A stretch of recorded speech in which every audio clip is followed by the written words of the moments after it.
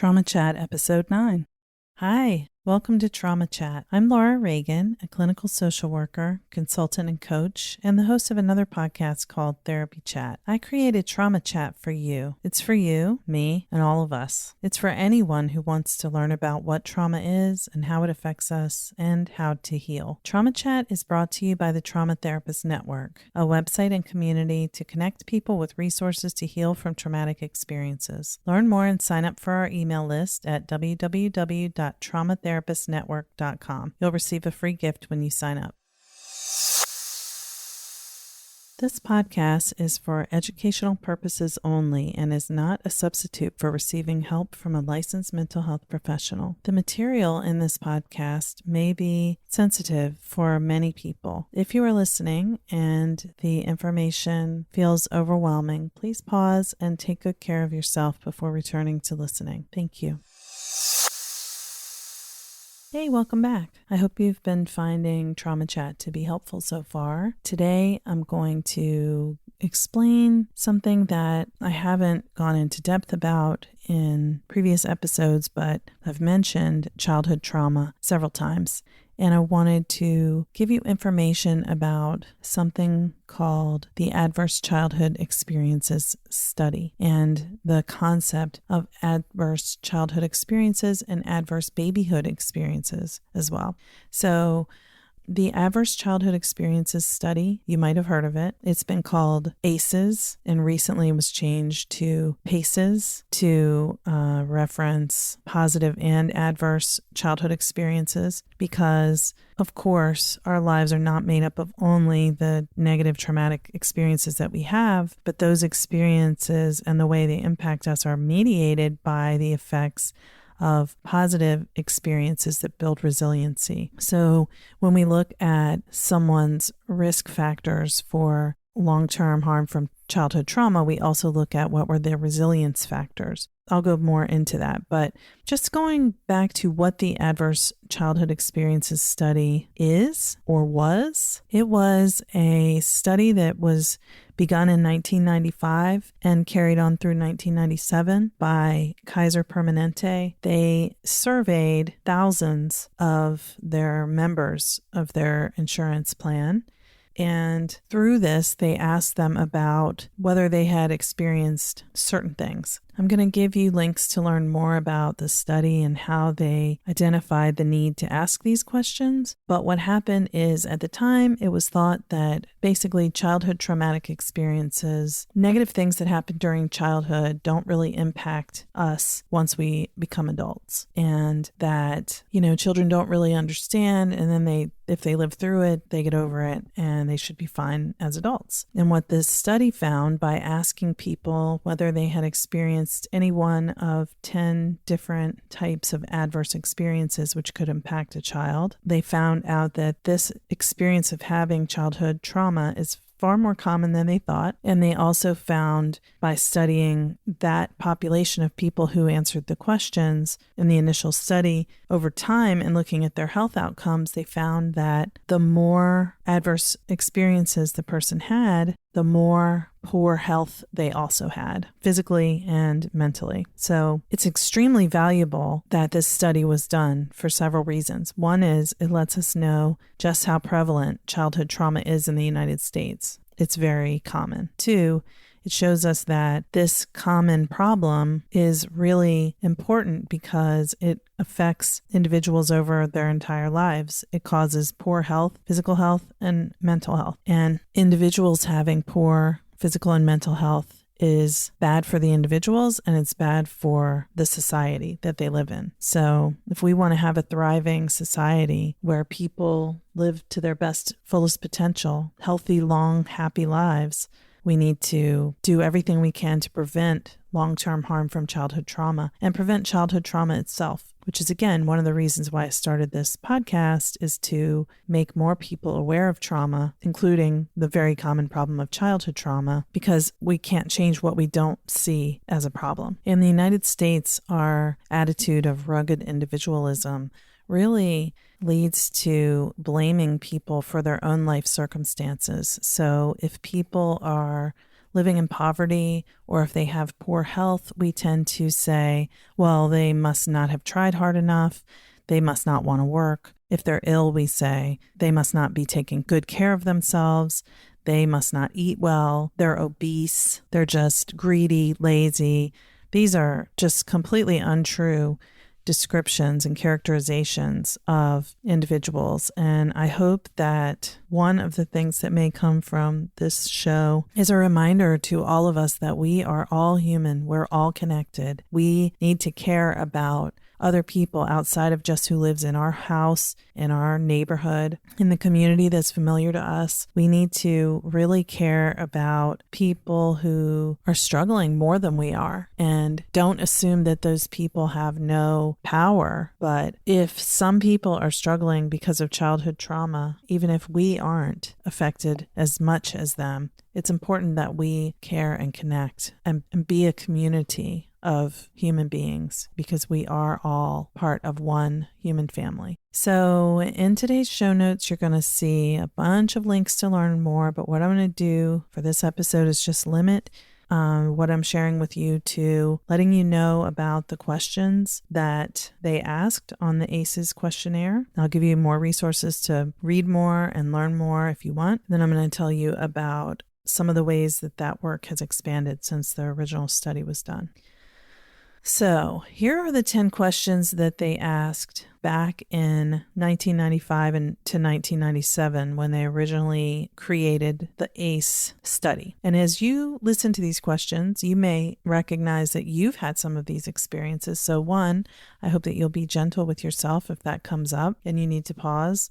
Please do. Take care of you. But also recognize that if you get the feeling of what these kinds of questions are about, you may know of other experiences that you've had that don't fall into these categories, but that do fit adverse experiences in childhood. So if that fits your situation, but your type of incident is not mentioned on these 10 questions, know that your feelings are valid, your trauma is valid. So these are the 10 questions that they started off with originally. Number 1, did a parent or other adult in the household often or very often swear at you, insult you, put you down, or humiliate you, or act in a way that made you afraid that you might be physically hurt? Number 2, did a parent or other adult in the household often or very often push, grab, slap, or throw something at you, or ever hit you so hard that you had marks or were injured? Number 3, did an adult or a person at least 5 years older than you ever touch or fondle you, or have you touch their body in a sexual way, or attempt or actually have oral, anal, or vaginal intercourse with you? Now, I'll say for that one, there are so many sexually violating experiences that can happen in childhood that might not fit into the way that question is asked, but they felt violating, they felt traumatizing, and if that's the case, trust what you know about that feeling. Number 4, did you often or very often feel that no one in your family loved you or thought you were important or special, or your family didn't look out for each other, feel close to each other, or support each other? Number 5,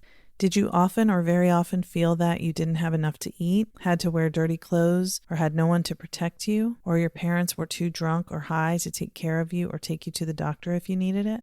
Number 6, were your parents ever separated or divorced? Number 7, was your mother or stepmother often or very often pushed, grabbed, slapped, or had something thrown at her? Or sometimes, often or very often kicked, bitten, hit with a fist, or hit with something hard? Or ever repeatedly hit over at least a few minutes, or threatened with a gun or knife? Again, you could substitute was your primary caregiver for was your mother or stepmother. Many people may not have been raised with their mother or stepmother in the home, but they may have had a figure in the home who was treated this way. That could have been very traumatic. Did you live with anyone who was a problem drinker or alcoholic or used, quote, street drugs? Again, if someone has a substance abuse problem, it may not fit into that, but you know what it is and how it felt. Was a household member depressed or mentally ill, or did a household member attempt suicide? Did a household member go to prison? Okay, those are the 10 questions. Now, what it says in this article, which I will link to, is there are, of course, many other types of childhood trauma. And this article lists just some suggestions of what it could be. racism, bullying, watching a sibling being abused, losing a caregiver, homelessness, surviving and recovering from a severe accident, witnessing a father being abused by a mother, witnessing a grandmother abusing a father, involvement with the foster care system or the juvenile justice system. And it also says the most important thing to remember is that the ACE score is meant as a guideline. If you experienced other types of toxic stress over months or years, then those would likely increase your risk of health consequences depending on the positive childhood experiences you had. So the people who participated in this study in 1995 to 97 were in San Diego, people who had Kaiser Permanente insurance. So in that time, before universal health care was available in our country, people had health insurance through work, and Kaiser Permanente would have been through work. So the population that was surveyed here was a population of employed, white, middle-class, college-educated people who had health insurance. So that's a pretty high-functioning population. And the study found that there was a direct link between childhood trauma and chronic disease in adulthood, including depression, suicide, being violent, being a victim of violence, as well as diabetes, cancers, COPD, heart disease, obesity, basically anything that can shorten your lifespan, higher risk of substance abuse. So the ACE study was the first one to really prove that childhood trauma is common across all socioeconomic groups in the U.S. Part of it is part of our culture, that we treat children as little robots that are supposed to be quiet and compliant, and that's not what children are meant for. They're meant to play and explore and be curious and have adventures. So another piece that is newer is the idea of adverse babyhood experiences, and that's ABES, ABES. That is a term coined by Veronique Mead. Before I go into talking about ABES, though, I want to tell you about an amazing TED Talk where you can understand more about the impact of adverse childhood experiences and why we should care about them, even beyond our own healing. It's something that matters for everyone in the world, for humanity, and for us in every country. So that's a TED Talk by Dr. Nadine Burke Harris, and I'll link to that. You can also listen to Therapy Chat episode 19, which is called The Epidemic of Childhood Trauma, and talks about this in more depth. And I'll link to the ACES Connection website, now called PACES Connection, as I mentioned, as well as Veronique Mead's website, Chronic Illness and Trauma Studies. Veronique Mead's work is focused on the connection between childhood and babyhood traumatic experiences and attachment wounds, which I count as traumatic experiences as well, and chronic illness. She's a former physician who became a trauma therapist, and now she spends the majority of her time writing about the chronic illness, childhood and babyhood trauma link with amazing, unbelievable documentation of all the research. So Veronique's ABE concept talks about categories of adverse babyhood events. Number 1, maternal loss trauma. Number 2, lack of support. Number 3, emotional stress. Number 4, physical stress or illness. Number 5, maternal complications. Number 6, baby complications. Number 7, mother-baby separation. Number 8, birth weight. Number 9, difficulty breastfeeding. And number 10, early symptoms in babies and parents. So the mother's prior history of miscarriage, how much the mother receives support during pregnancy, illness that the mother may have during pregnancy or emotional stress that she has, being born through a C-section, being born prematurely, being separated early, like going in the NICU, being born small or big, difficulty breastfeeding, and then the early warning signs of adverse babyhood experiences are, some of the examples are maternal mental health concerns, PTSD from birth in the mother or baby having colic, coughing, wheezing, being sickly, difficult to calm or comfort, cried often, was demanding, could not be alone, did not like to be held, irritable, easily upset, frightened easily, lots of mucus, seemed in pain a lot, difficult to console, feeding difficulties, not affectionate, trouble sleeping, or hospitalization in the first 2 years of life. So those are just some experiences that could indicate trouble for the baby and link to long-term physical health issues. She explains that in much more depth, and sometimes when people hear about adverse childhood experiences or adverse babyhood experiences, the reaction is, that's so depressing, that's so discouraging or scary. And yes, those feelings can come up. And I believe that this information is hopeful, because if you know that these issues are there, then one, you can understand why you feel the way you do.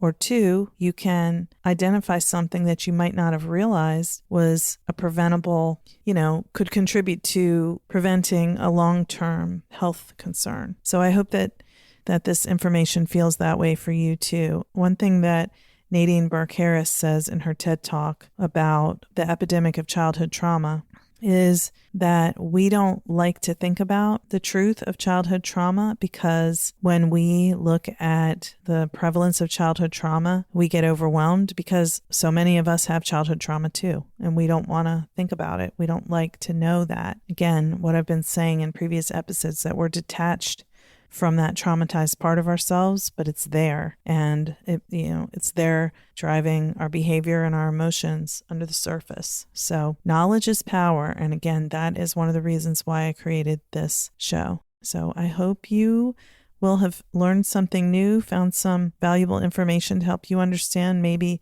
what needs to heal in order for you to feel better. And hopefully you have a sense that there's an abundance of possibilities for your life if you are affected by trauma at any stage in your life, that you know that healing is possible and help is available for you. Thanks again for listening. And as always, I would appreciate you leaving a rating and review if you like the show on iTunes, so that iTunes will tell more people about it. And I appreciate you listening. Take care. Thank you for listening to Trauma Chat today. I hope that you found some information that was helpful. For more information and resources, go to www.traumachatpod.com. If you've liked what you've heard so far, please go to iTunes and leave a rating and review, and subscribe to the podcast for free. By rating and reviewing and subscribing, you let Apple know that you like this show, and then they'll show it to more people. And I really want more people to find it, because I think that trauma is a major problem in our world. And by learning what it is, we can depathologize the symptoms that trauma brings, and people can get started on their path to healing. So thank you for being on this journey with me. And for more information and resources on trauma and healing from trauma, go to www.traumatherapistnetwork.com. Trauma Therapist Network is a community for therapists and a place for anyone to go to learn more about trauma and find resources and connect with help. www.traumatherapistnetwork.com.